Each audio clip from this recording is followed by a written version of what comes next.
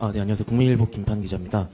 5월 18일 날 연임제 개헌을 발표를 하셨는데, 그간에는 개헌 논의에는 선을 그어 오셨고, 불과 그로부터 일주일 전인 선관위 10대 공약에도 포함은 안 돼 있었습니다.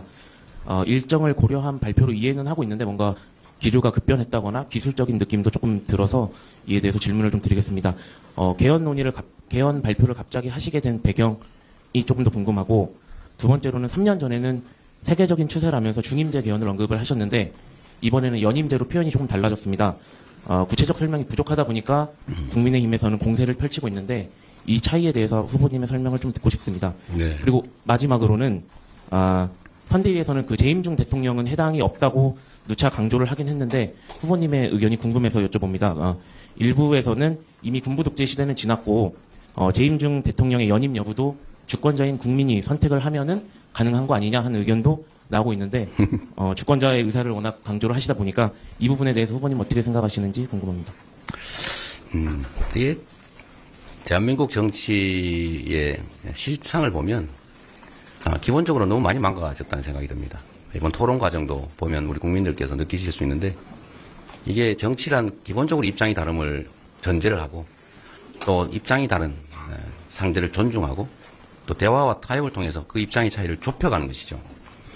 그런데 지금은 보면 상대의 주장을 왜곡 조작을 해가지고 억지 소리를 하면서 공격을 해요. 그거는 정치가 아니죠. 그런 걸 우리는 대화가 아니고 시비 건다고 합니다.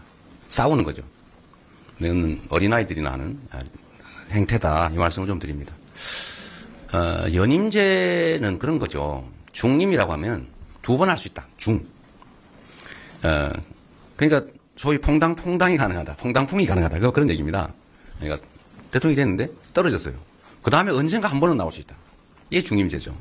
그러면 우리가 중임제를 하자고 하는 이유는 일종의 중간평가 같은 걸 도입해서 8년간의 국정의 안정성을 보장하되 중간에 평가를 해서 안 되면 이제 그만두고 다른 사람으로 대체한다, 이런 의미인데, 나중에 다시 하면 거의 국정의 안정성과 아무 관계없이 그냥 2번 하게 한다, 이런 의미밖에 없지 않습니까?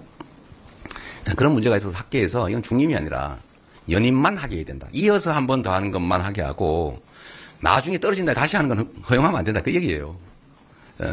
근데 이거를 누구나 다 알아들을 수 있는 얘기인데, 이걸 그럼 연임, 그러니까 이어서 계속 한다는 거냐, 그런 해괴한 소리를 하지 않습니까? 이게 언어라고 하는 걸 그냥, 언어는 그런 거죠.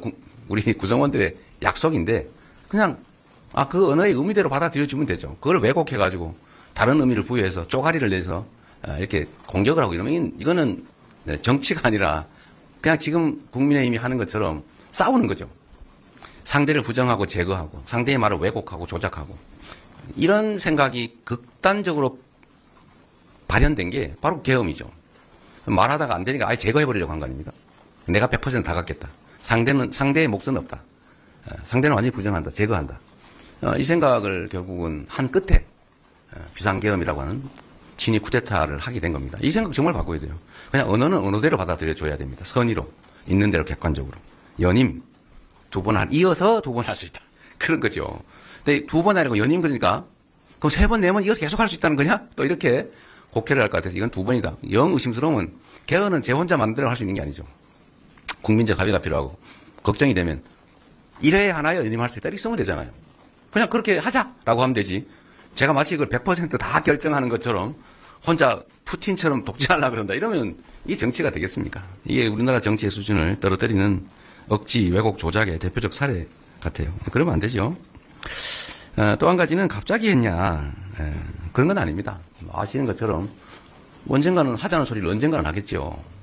제가 저번에 대선 때도 명확하게 약속을 드렸고 공약했고, 그 입장은 크게 변한 게 없어요. 다만 중임이라는 의미가 중간에, 특히 미국 사례를 보니까 중간에 띄고 나중에 다시 하면 이게 문제가 생기겠다. 이 세대 교체가 돼야 되는데요. 한번 불신임 받아서 이제 그만해야죠. 근데 나중에 또 나오고 이러면 어떡하겠어요. 이건 세대 변화도 좀 반영해줘야 되니까 연임 이어서만 하게 하자라고 한 걸 바꾼 후에 나머지는 대체적으로 전에 제가 입장을 바뀌었던 것과 크게 다르지 않습니다. 그리고 내란 극복이 중요했기 때문에 개헌 얘기로 내란 극복 얘기의 본질이 흐려질 것을 우려해서 제가 일단 내란 극복이 먼저다, 이 말씀을 드렸던 것이고요. 어쨌든 국민의힘 쪽은 어쨌든 이 얘기로 좀 주제를 옮겨가고 싶었던 거 아닙니까? 여러분이 다 아시는 것처럼 내란 얘기보다는 개헌 얘기로 바꿔서 내란에 대한 관심을 좀 떨어뜨리고자 했는데 저는 그게 우리 국민들의 입장에서 그리 바람직하지 않다고 봤기 때문에 좀 보류를 했던 것이고 가급적이면 이번 대선에서 쌍방이 대체적으로 합의될 수 있는 건 이번에도 개헌하자는 입장을 명확히 밝혔지 않습니까? 예를 들면 5.18 헌법 전문수로 이번에도 한다고 하더군요.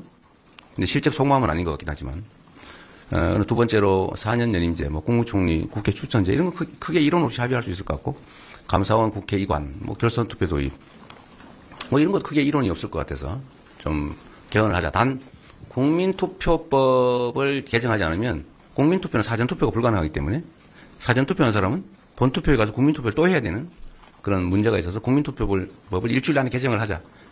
어떤 내용이든 받아주겠다. 사전투표가 허용되는 방식으로 개정한 나머지는 당시 여당 국민의힘의 모든 조건을 다 받아주라고 제가 우리 원내에 다 지시도 했는데 아무 반응이 없어서 결국 국민투표법 개정을 못하게 됐고 그러면 이번에 실제로 개헌 투표는 현실적으로 불가능해서 더 이상 진척이 안 됐던 겁니다. 그리고 계속 얘기가 되지만 제가 말씀드렸던 것처럼 그 다음 가능한 대안은 대선 후보가 모두 개헌안을 공약하고 그 공약을 당선되는 사람이 국민이 인정해 준 거니까 그에 맞추어서 개헌하자라고 제안했기 때문에 공약의 일환으로 좀 늦긴 했지만 이렇게 발표하게 됐다는 말씀을 드립니다. 재임 중 대통령은 적용이 없다. 헌법에 써져 있잖아요. 그 써져 있는 대로 읽으면 되죠. 그게 예를 들면 이론적으로는 그런 논란이 있긴 한 것 같아요. 헌법을 개정하면 그 조항조차도 국민이 바꾼다는 뜻이기 때문에 그게 그 개정 당시에 국민의 뜻이라면 그 개정된 헌법에 따르는 게 국민주권주의에 더 맞다. 그건 왜냐하면 과거의 국민들이 현재 국민들의 의사를 제약하는 측면이 있는데 국민의 의사는 현재 국민들의 의사여야 하는 거죠.